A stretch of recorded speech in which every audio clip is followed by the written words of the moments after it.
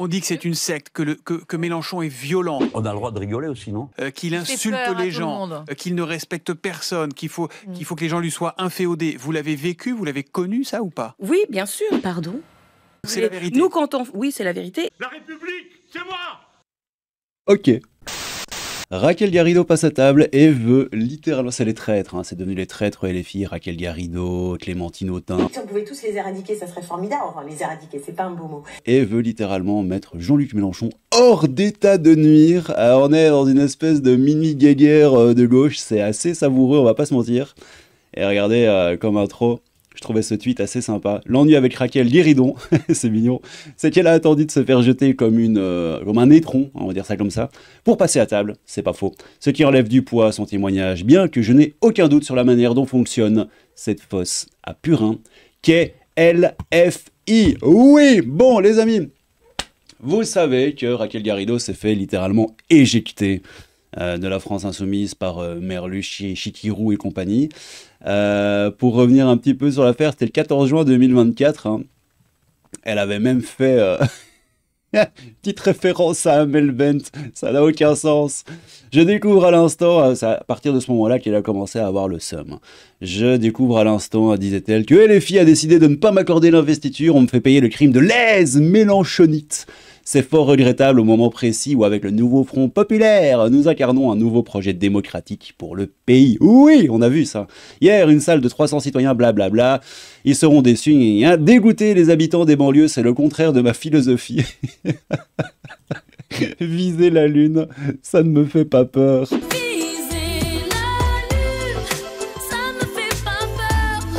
Bon, allez, c'est vraiment du grand n'importe quoi. Bon, donc, à partir de cette date, hein, Garrido, Corbière, hein, on commençait à l'avoir sérieusement mauvaise. Et un peu plus loin sur RTL. Elle lâche les termes. C'est la guerre anti-Merluch. Écoutons ça, si vous le voulez bien. Cité dans ce livre La Meute, ça quand même tend à prouver que chez Jean-Luc Mélenchon, il y a une volonté d'alimenter l'antisémitisme. Je ne sais pas s'il est en tout cas, c'est ce que dit le livre. Il fait souvent référence au sionisme, au lobby juif. Et bon, on voit ce qui est réservé à Jérôme Guedj. Vous l'avez ressenti, ça ?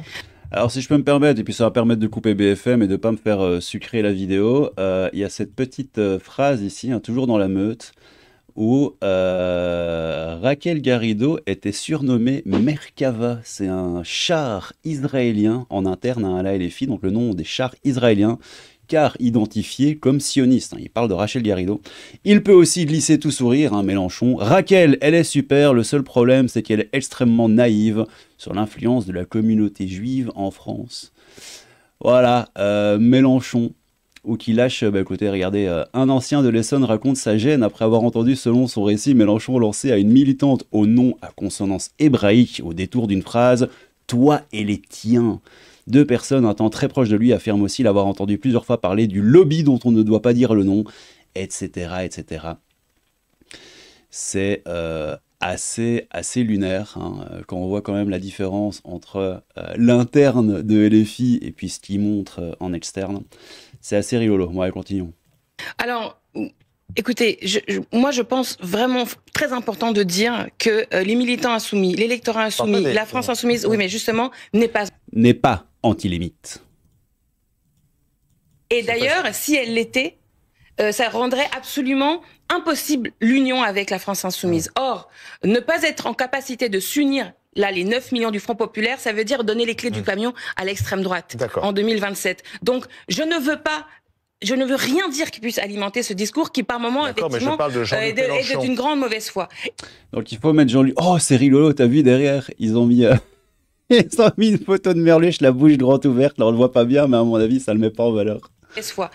Or, Jean-Luc Mélenchon fait partie des quelques individus, on va dire, qui doivent se compter sur les doigts d'une main, qui, à la France insoumise, ont eu des propos mal calibrés, faisant, on va dire... Mais est-ce que c'était des propos antisémites? Non, non, non, je n'irai pas jusque-là, c'était juste mal calibré. Montrant un certain manque d'empathie. Non, pas mais Vous montrant... avez peur de le dire non, j'ai moins peur. Et j'ai pas peur, monsieur. Oh. Bon, moi, Suffisamment ambigu. Ah, moi j'ai pas peur, monsieur, ça c'est drôle, quoi. Moi peur, quoi. Moi j'ai peur, monsieur, eh oh. Peur de le dire non, j'ai moins peur. Bon, moi, Suffisamment dans cette ambigu. bagarre, j'ai laissé mon mandat, donc je veux dire... Suffisamment. Eh, moi j'ai pas peur, monsieur. Non, non, t'as pas laissé ton mandat, Rachel. Tu t'es fait éjecter de la France Insoumise. Pas commencer à retourner les trucs. Il y a une qui est une vraie insoumise, suffisamment ambigu canal historique dans son caractère, c'est moi, donc c'est pas le sujet. C'est moi, la vraie insoumise du canal historique. C'est n'importe quoi. Ces gens sont des professionnels de l'onanisme. Si tu sais pas ce que ça veut dire onanisme, ben regarde sur Google et ben, tu verras. Et suffisamment ambigu pour faire passer un message? En tout cas, c'est important que ça cesse. Et je pense qu'il faut que Jean-Luc Mélenchon soit mis hors d'état de nuire à la France Insoumise et au Front Populaire par ces petits mots qui ne représentent pas la France Insoumise. Si n'importe quel militant de base, s'ils avaient eu ce type de discours, ils auraient été virés. Mais ils peuvent pas virer Mélenchon. C'est-à-dire, il faut... Eh non, El Grando Gourou ne peut pas être viré. Ça suffit! Foutez-lui la paix! Bah oui, évidemment, hein.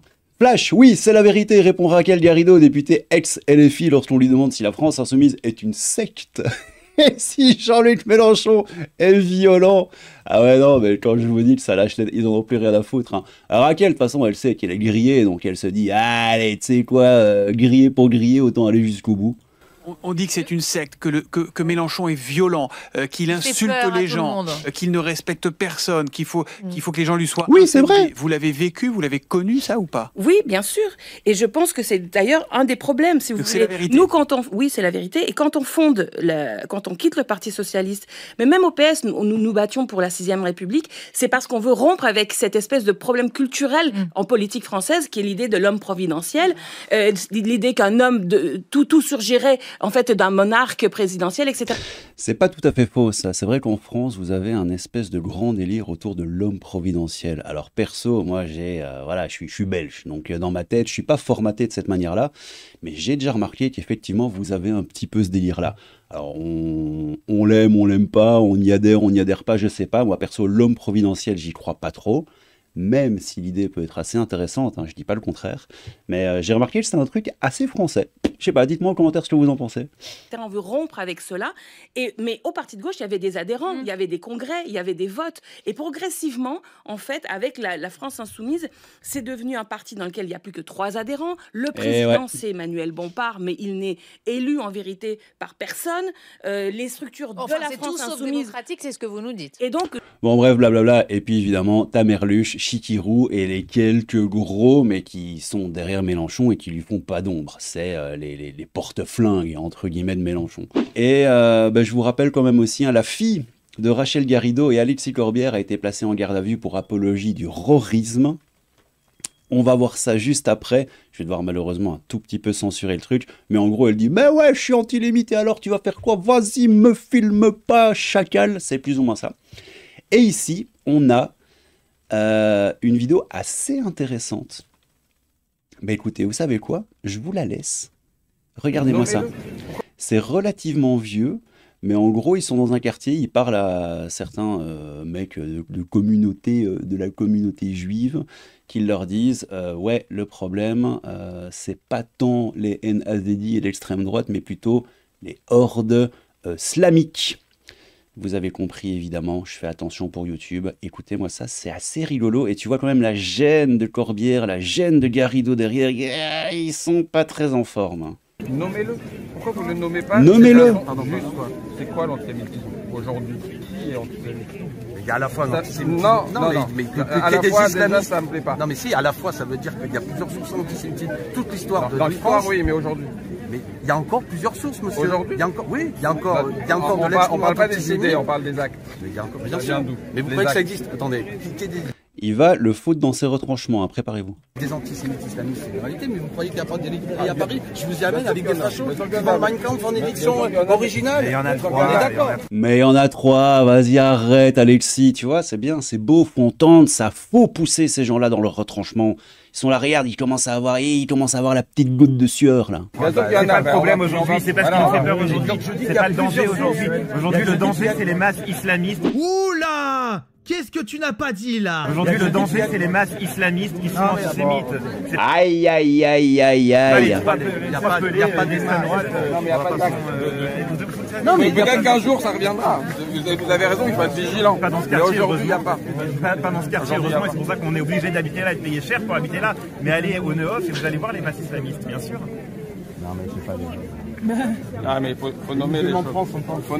Il faut nommer les choses. Et j'aime bien le. Non, mais c'est pas rien. On n'entend pas trop ce qu'il dit. Non, mais c'est pas Non, mais c'est pas. Non, mais je suis pas tout à fait d'accord avec vous. Les mecs, ils savent très bien de quoi ils parlent. Ah, mais il faut nommer les choses. Il faut nommer et avoir le courage de nommer les choses, vraiment. Oui, oui, il ne faut pas dire que non, mais on a. Est-ce que je dis ça? Non, mais il dit les masses. Il y a des salopards antisémites mais il faut le nommer, et le nommer de façon très directe et sans noyer le poisson en disant mais il y a aussi, parce que quand on dit mais il y a aussi, on détourne le regard. Et oui, si ça c'est pas beau, ils n'arrivent pas à gérer leur enfant, alors vous pensez la France, bah voilà, excellent saut pour aller chez la fille de Corbière et Garrido. Je vais devoir malheureusement un peu censurer je crois, mais écoutez.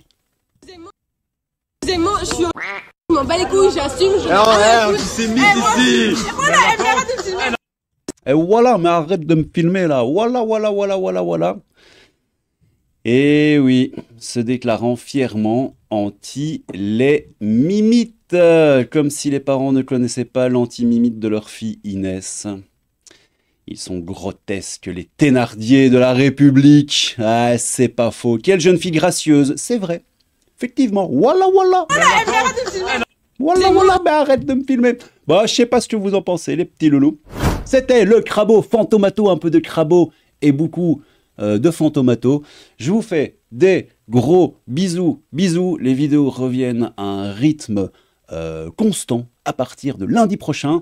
À partir, je voulais faire ça aujourd'hui, mais j'aurai probablement pas le temps. À partir de dimanche prochain, c'est le retour du gauchisme. Est-il une maladie mentale? Oui, les potos. Et plein de petites surprises aussi. Je vous fais des gros poutou. Et à bientôt dans le métro. Tchou! Ça suffit. Et merci à vous qui soutenez la chaîne YouTube sur Tipeee, qui participez au Bousin, ça fait plaisir les amis. Au Buzin ou Agnès Buzin. Ouais non, je voulais faire la vanne mais c'est pas drôle. Merci Damien en vrai qui est passé numéro 1 des tipeurs. Oui mon petit Lolo, je t'aime.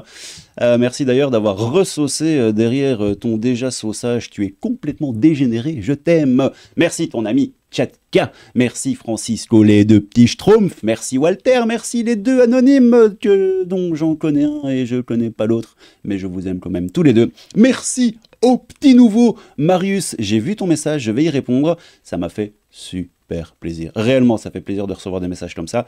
Ça fait chaud au cœur et ça donne envie de continuer. Je te remercie, mon petit chaton.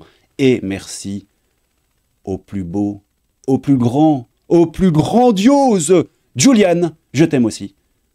Prenez soin de vous. Des bisous. Et à bientôt dans le métro. Bisous.